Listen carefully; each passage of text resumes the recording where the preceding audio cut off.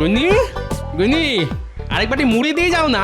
সারাদিন তো আর কোনো কাজকর্ম নেই, শুধু মুড়ি খাও আর ভুঁড়ি বানাও। উহ, এই, এই দেখো গিন্নি, এই ছোট্ট জীবনের তো মাত্র দুটো উদ্দেশ্য, বাঁচার জন্য খাওয়া আর খাওয়ার জন্য বাঁচা। সারা জীবন শুধু খাই খাই খাই খাই করেই মরলে, কিন্তু কি করে যে ভালো মন্দ খাবার জোগাড় হবে সেদিকে তোমার খেয়াল নেই গো।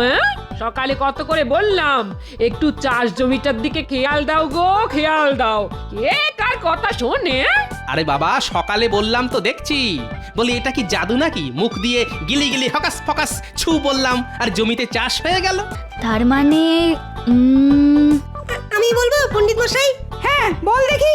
আমার কাছে 4টে কমলা লেবুই থাকবে। কিভাবে? কারণ আমি তো পুটিকে একটাও কমলা লেবু দেব না পণ্ডিত মশাই।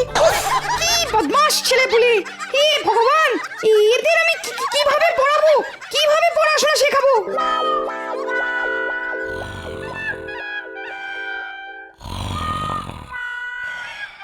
এই যে বলি, এই যে ওঠো, কি গো ঘুম থেকে ওঠো গো।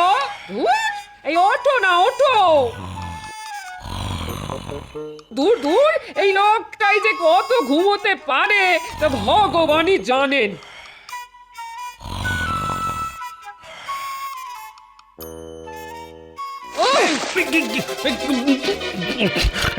কি হলো?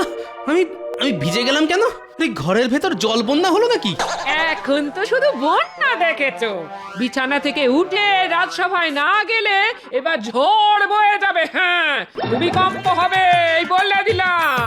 দূর দূর, এই রোজ রোজ রাজসভায় যেতে আর ভালো লাগে না। সেই একঘেয়েমি বকম বকম বকর বকর বকম বকম বকর বকর। সভাসদ না পায়রা, সেটাই গুলিয়ে ফেলি। রাজসভায় না গেলে কিভাবে সংসার চলবে শুনি? তোমার কি জমিদারি আছে নাকি? কেন, আছে তো 2.5 বিঘা জমি। সেটাও তো বিয়েতে আমার বাবা তোমাকে দিয়েছিল, কিন্তু সে জমিতে আজ অব্দি ধান সবজি তো দূরের কথা, কোনোদিন একটা দুব্বো ঘাসও গজালো না। আমার কপালটাই খারাপ। কি দেখেছে তোমার সাথে আমার বিয়ে দিয়েছিল কে জানে। কি করব বলো, চাষের জন্য তো জমিতে লাঙল দিতে হবে, তার জন্য আবার লোক ভাড়া করার খরচ লাগবে। এমনিতেই সংসারের এত খরচ। তোমার দ্বারা কিছুই হবে না, কিছুই হবে না। আমার বাবার দেওয়া জমিটা ওরকমই ফেলে রাখো, ফেলে রাখো। আচ্ছা আচ্ছা, ঠিক আছে ঠিক আছে, দেখছি দেখছি কি করা যায়। উফ, পণ্ডিত মশাই, আজ আমাদের একটা গল্প বলুন না, সেই তো কখন থেকে পড়াশোনাই করছি। হ্যাঁ পণ্ডিত মশাই, গল্প শুনবো, আমরা গল্প শুনবো। ও, গল্প শুনবি? আচ্ছা ঠিক আছে, শোন। আজ তোদের গুপ্তধনের গল্প বলবো। আজ থেকে প্রায় 500 বছর আগেকার কথা। এক প্রত্যন্ত গ্রামে পাঁচকুড়ি নামের একজন গরিব চাষি ছিল। সেই চাষির পরিবারে চাষি ছাড়া চাষির স্ত্রী আর চাষির 2 ছেলে আর 1 মেয়ে ছিল। বাহ, আমার বাবা তো চাষ করে, আমরাও 2 ভাই 1 বোন। পরপর 2 বছর তেমন বৃষ্টি না হওয়ায় চাষের কাজও ভালো হয়নি। গ্রামের সব চাষিরা ভীষণ অর্থকষ্টে ভুগছে। এমন সময় একদিন ওই পাঁচকড়ি তার চাষ জমিতে মাটি খুঁড়তে গিয়ে একটা পিতলের ঘড়া পায়। সেই ঘড়ার ভিতরে ছিল ভর্তি মোহর। সেই গুপ্তধন পাওয়ার পর ওই চাষির অর্থকষ্ট আর থাকে না। সেই গরিব চাষি রাতারাতি রাজা হয়ে গেল আর তার সমস্ত অর্থকষ্ট চলে গেল। এটা তো একজন চাষির কথা বললেন, আর গ্রামের বাকি চাষিদের কি হলো? ওই পাঁচকড়ি রাজা তার গ্রামের বাকি চাষিদেরকেও তার পাওয়া গুপ্তধনের থেকে কিছু কিছু মোহর দিল। তাদেরও দুঃখ কষ্ট থাকলো না। তারপর থেকে প্রজাদের সমস্ত দুঃখ কষ্ট সমস্যা দেখলেই রাজা তাদের সাহায্যের হাত বাড়িয়ে দিত। উফ, আমার বাবাও যদি এরকম গুপ্তধন পায় তাহলে আমার বাবারও কষ্ট থাকবে না। হি হি হি। কি হলো, আজ মন্ত্রী আসেনি কেন? মহারাজ দেখুন, আজ আমি ঘুম থেকে দেরি করে উঠেও রাজসভায় পৌঁছে গেছি, কিন্তু আমাদের মন্ত্রী মশাই এখনো পৌঁছয়নি। সেটাই তো দেখছি, আজ তো আশ্চর্য ব্যাপার ঘটে গেছে। গিন্নি, রাজসভায় চললাম। আচ্ছা এসো। ওহ বাবা রে বাবা, আজকে রাজসভায় খুব দেরি হয়ে গেছে। ওমা, এ কি? তুমি আজ এরকম ছেঁড়া ফোড়া পোশাক পরে রাজসভায় যাচ্ছ কেন? এটা মহারাজের মন গলানোর জন্যে আমার নতুন কায়দা। তুমি বুঝবে না। চাপ বাবা। এই এতক্ষণে সময় হলো মন্ত্রী মশাইয়ের রাজসভায় আসার। তোমার মতো সারাদিন পায়ের ওপর পা তুলে বসে থাকলে তো চলে না। আমার সারাদিনে অনেক কাজ থাকে। কাজের ঠেলায় তো মনে হচ্ছে আজকাল অন্ধকার দেখছো, যে একটা ছেঁড়া ধুতি পরেই রাজসভায় চলে এসেছো। কি আর করব বলুন মহারাজ, অর্থ কষ্ট চলছে, সংসারের খরচ, গিন্নির আবদার, আর পারছি না মহারাজ। যদি আপনি কিছু টাকা পয়সা দেন তাহলে একটা নতুন ধুতি কিনে পরতে পারি। আপনার আবার কিসের অর্থ কষ্ট মন্ত্রী মশাই? রাজসভার সব সভাসদদের মধ্যে সবচেয়ে বেশি বেতন তো আপনি পান। হ্যাঁ, তা যা বলেছো গোপাল। মন্ত্রীর হাতে 7 রাজার গুপ্তধন, হিরে মানিক এলেও মন্ত্রীর অর্থ কষ্ট কমবে না। মহারাজ, যদি টাকা পয়সা দিতেই হয় আমাকে দিন। আমার অবস্থাটা একবার দেখুন। এই মাসের বেতন পাই, আগের মাসের ধার মেটাই। ওই শুরু হলো ন্যাকামো। গোপাল, তুমি রাজসভা ছেড়ে যাত্রা দলে নাম লেখাও, কাজে দেবে। যেই দেখলে আমি মহারাজের কাছে টাকা চাইছি অমনি তোমাকে দারিদ্র ছেয়ে গেল। আচ্ছা ঠিক আছে ঠিক আছে, তোমাদের দুজনের মধ্যে কুটকাচালি বন্ধ করো তো। সারাক্ষণ আর এসব ভালো লাগে না।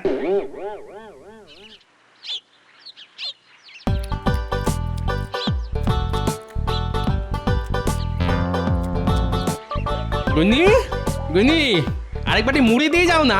সারাদিন তো আর কোনো কাজকর্ম নেই, শুধু মুড়ি খাও আর ভুঁড়ি বানাও। উহ, এই দেখো গিন্নি, এই ছোট্ট জীবনের তো মাত্র দুটো উদ্দেশ্য, বাঁচার জন্য খাওয়া আর খাওয়ার জন্য বাঁচা। সারা জীবন শুধু খাই খাই খাই খাই করেই মরলে, কিন্তু কি করে যে ভালো মন্দ খাবার জোগাড় হবে সেদিকে তোমার খেয়াল নেই গো। সকালে কত করে বললাম একটু চাষ জমিটার দিকে খেয়াল দাও গো, খেয়াল দাও। কে কার কথা শোনে? আরে বাবা, সকালে বললাম তো দেখছি। বলি এটা কি জাদু নাকি? মুখ দিয়ে গিলি গিলি হকাস ফকাস ছু বললাম আর জমিতে চাষ হয়ে গেল। দাদু দাদু আমরা চলে এসেছি। বাহ, এই তো তোদের জন্যই তো অপেক্ষা করছিলাম রে। দাদু, আজ কিন্তু আমাদেরকে গল্প বলতেই হবে। না না, রোজ আমি তোদের গল্প বলি, আজ তোরা আমাকে গল্প শোনাবি। আমরা তোমাকে গল্প শোনাবো? হ্যাঁ, কি আছে, যে কোনো গল্প যেটা তোরা জানিস কিন্তু আমি জানি না। কি গল্প বলি বলো তো? আরে এই পুটি, দাদুকেও ওই গুপ্তধনের গল্পটা শুনিয়ে দে না। আরে বাস, গুপ্তধন। হ্যাঁ দাদু, এক গ্রামে একজন গরিব চাষি ছিল। বহুদিন বৃষ্টি না হওয়ায়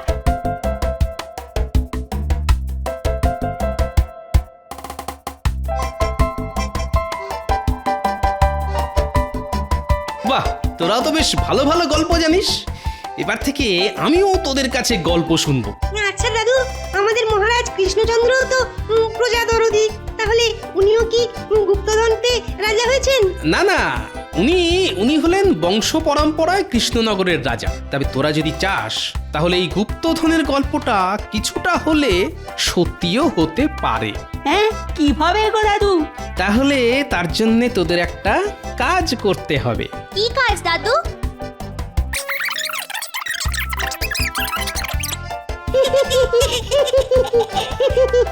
কথাটা মনে থাকে যেন। হ্যাঁ দাদু, মনে থাকবে।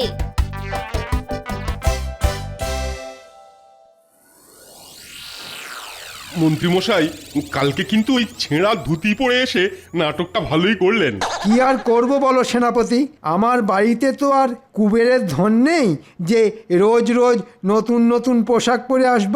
আমার যেরকম আয় সেরকমই ব্যয় করতে হয়। তা ঠিক আছে, কিন্তু আপনার মহারাজের কাছে ওরকম ভাবে টাকা পয়সা চাওয়াটা উচিত হয়নি। হ্যাঁ, শোনো, আমার টাকা পয়সার ওপর লোভ নেই, তাই চেয়েছি। যদি লোভ থাকতো তাহলে চুপি সারে রাজ সিন্ধুক থেকে হাত সাফাই করে নিতাম। বাহ বাহ বাহ, এ তো দেখছি বেড়াল বলছে মাছ খাই না। ঠিক আছে মন্ত্রী মশাই, আপনাকে কিভাবে জব্দ করা যায় সেই উপায় আমার ভালো মতন জানা আছে। মন্ত্রী মশাই, একবার এদিকে শুনুন না। কেন, তোমার আবার আমাকে কি দরকার? আমি আপনার ভালোর জন্যই ডাকছি, একবার আমার কথাটা শুনুন।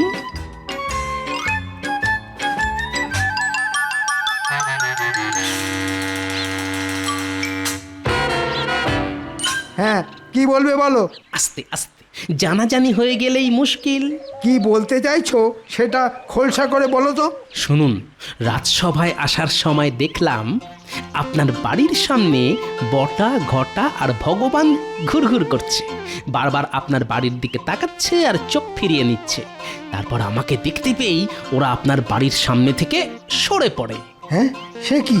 আমার বাড়ির সামনে ওদের কি দরকার? না, আমাকে এক্ষুনি বাড়িতে যেতে হবে। আচ্ছা গোপাল, তুমি আমায় এই কথাটা জানিয়ে বেশ ভালো করেছো। আমায় এক্ষুনি বাড়ি যেতে হবে।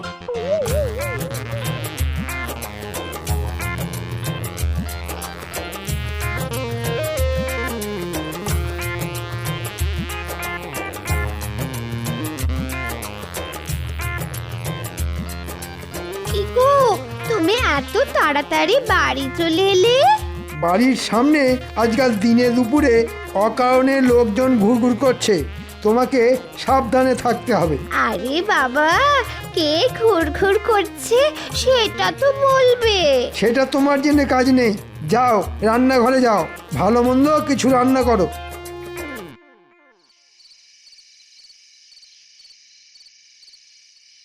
এই তো তোরা চলে এসেছিস। দাদু, এবার বলো কি করতে হবে?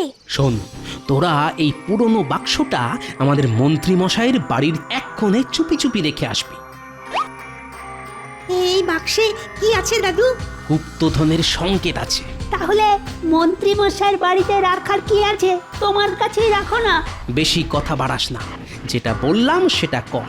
আর হ্যাঁ, এনে এই কাগজটা মন্ত্রী মশাইয়ের জানলা দিয়ে ঘরের ভিতর ফেলে আসবি। আচ্ছা দাদু, ঠিক আছে। সাবধানে আর চুপি চুপি কাজটা করতে হবে, কিন্তু জানাজানি হয়ে গেলেই মুশকিল।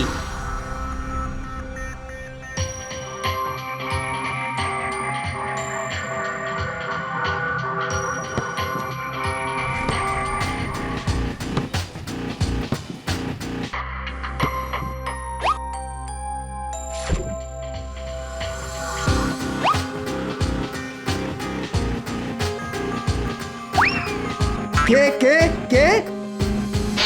কি গো, কি হলো? আমিও তো সেটা জিজ্ঞেস করছি, কি হলো? ঘরে এই মোড়ানো কাগজটা কে ফেললো? আপনার বাড়িতে যে গুপ্তধনের সংকেত আছে সেটা আমার চাই। আর যদি সেটা না পাই তাহলে আপনি ইহলোকে থাকবেন না। হি হা হা হা হা হা। কি, তোমার কাছে গুপ্তধনের সংকেত আছে? সেটা আমায় আগে বলনি তো। কবে থেকে বলছি একটা সীতাহার গড়িয়ে দাও, তার বেলা তো একটা রাখাতো না। হ্যাঁ ধুর বাবা, আমি নিজেই জানি না। সত্যি করে বলো বলছি, গুপ্তধনের সংকেত কোথায় লুকিয়ে রেখেছো? আরে আমি সত্যিই জানি না গো। তাহলে কি এমনি এমনি হুমকির চিঠি এলো? সেটাই তো ভাবছি, কারণ ছাড়া তো আমাকে হুমকির চিঠি পাঠাবে না। আমার বাড়িতে কোথাও না কোথাও নিশ্চয়ই এমন কিছু আছে যার জন্যে ওরা এই চিঠিটা পাঠিয়েছে। আমি এই ঘরে তন্ন তন্ন করে খুঁজছি, তুমি অন্য ঘরে খোঁজো।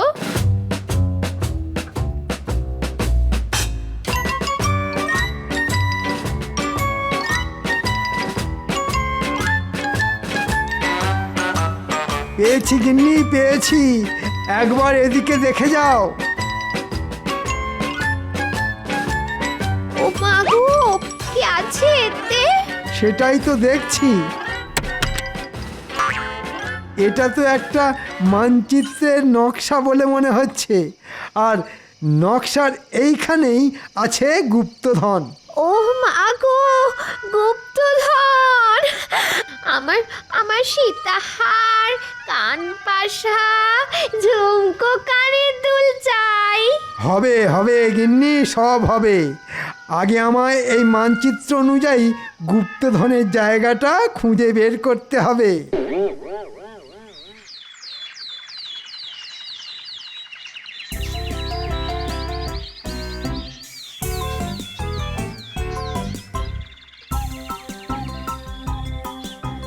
দাদু কালকে কাজটা করে দিয়েছি, এবার বলো গুপ্তধন কি পাওয়া যাবে? এটা তো একটা ফুটো করি, গুপ্তধন কোথায়? এটাই গুপ্তধন।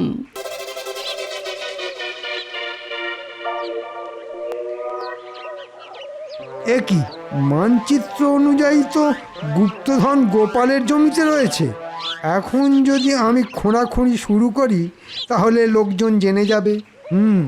এখন বাড়ি যাই, তারপর রাতে সবাই ঘুমিয়ে পড়লে কোদাল নিয়ে চলে আসবো। কি ব্যাপার, মন্ত্রী কোথায়? মহারাজ, মন্ত্রীমশাই আজকেও গড় হাজির। দেখুন মহারাজ, দেখুন মন্ত্রীমশাই আজ এখনো এলো না, আর আমি দেরি করে এলে আমাকে কত কিছু বলেন। মন্ত্রীর এরকম পরপর দুদিন রাজসভায় না আসাটা বেশ চিন্তার বিষয়। উনি আবার শারীরিক অসুস্থ হতে পারে। না না, দেখুন দেখুন, নিশ্চয়ই বাড়ি বসে গোপনে কোনো না কোনো চক্রান্ত করছে। যাই হোক মহারাজ, আমারও কালকে ছুটি লাগবে। কেন, তুমি আবার কালকে কোথায় যাবে? কোথাও যাব না মহারাজ, বাড়িতেই থাকবো। আসলে অনেক দিন ধরে আমার একটা ফাঁকা জমি পড়ে আছে। সেই জমি চাষযোগ্য করে তোলার জন্য একটা ফুটো কড়ির বিনিময়ে একজন ঠিকে মজুরকে রেখেছি। আর সেই মজুর আবার রাতের বেলা ছাড়া কাজ করে না, তাই সারা রাত জেগে মজুরের কাজ দেখে তারপর কালকে সারা দিন ঘুমোবো। এমন কোনো আহাম্মক আমাদের রাজ্যে আছে নাকি যে একটা ফুটো কড়ির বিনিময়ে তোমার ফাঁকা জমি চাষযোগ্য করে দেবে? বিশ্বাস না হলে আপনি আজ রাতে আমার বাড়িতে চলে আসুন। আচ্ছা ঠিক আছে, ঠিক আছে, আজ রাতে তাহলে তোমার বাড়িতেই যেতে হচ্ছে দেখছি। কি মন্ত্রীমশাই তো আমার বাড়ির ওদিক থেকেই আসছে, তার মানে বোধহয় টোপ কিলেছে। কি মন্ত্রীমশাই, আজকে রাজসভায় এলেন না? না, মানে আমার একটু কাজ ছিল গোপাল। ওহো, আমি ভাবলাম আপনার বোধহয় শরীর খারাপ। যাই হোক, আমি চললাম, অনেক বেলা হয়ে গেল। হ্যাঁ গোপাল, এসো। তুমি তো জানো না, আজ রাতেই তোমার জমিতে লুকানো গুপ্তধন আমার হাতে আসবে।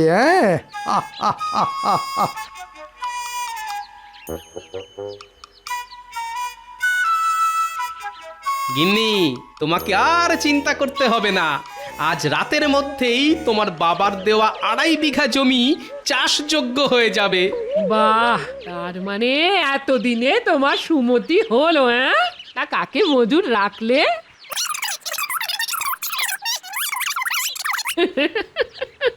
তোমার বুদ্ধির জবাব নেই।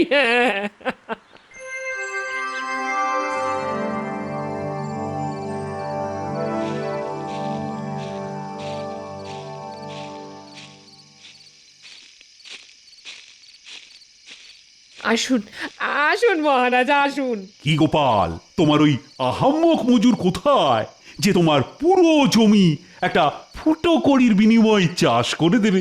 একটু সবুর করুন মহারাজ। এতদিন জানতেন সবুরে মেওয়া ফলে, এবার দেখবেন সবুরে ধান ফলবে। আপনি শুধু আমার সাথে আসুন, আর আস্তে আস্তে কথা বলবেন, নইলেই মুশকিল।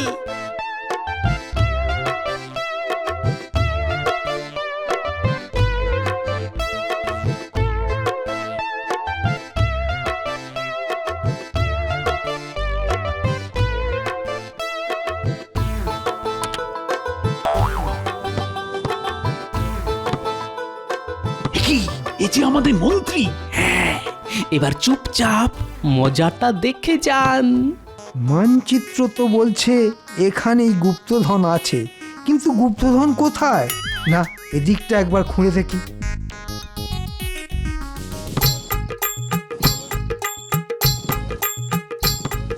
উফ, কি জ্বালাতন! গুপ্তধনটা কোথায়? না, ওই দিকটা একবার খুঁড়ে দেখি।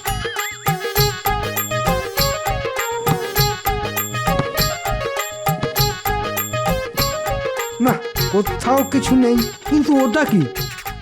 চলুন মহারাজ, এবার আমরা ওদিকে যাই।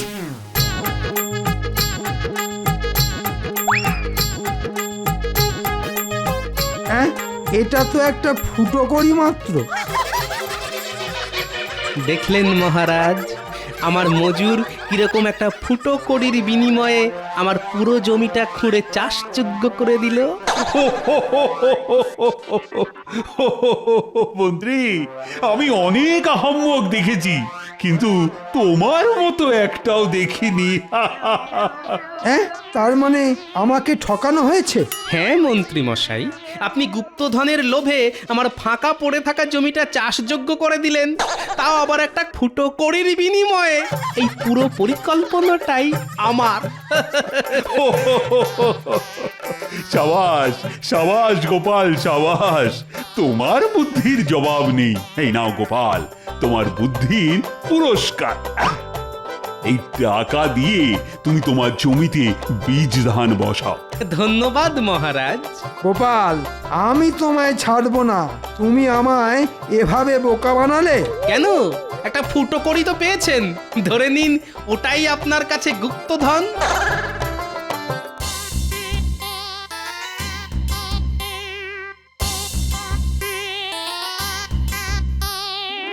নিন মন্ত্রী মশাই, একটু জল খেয়ে নিন, সারা রাত অনেক খেটেছেন। নিকুচি করেছে জলে। আরে ও মন্ত্রী মশাই, যাচ্ছেন কোথায়? আরেকটা ফুটো করি দিচ্ছি, আমার জমিতে বীজ ধান বসিয়ে দেবেন। ও মন্ত্রী মশাই, শুনুন শুনুন, এরকম রাগ করে চলে যাবেন না।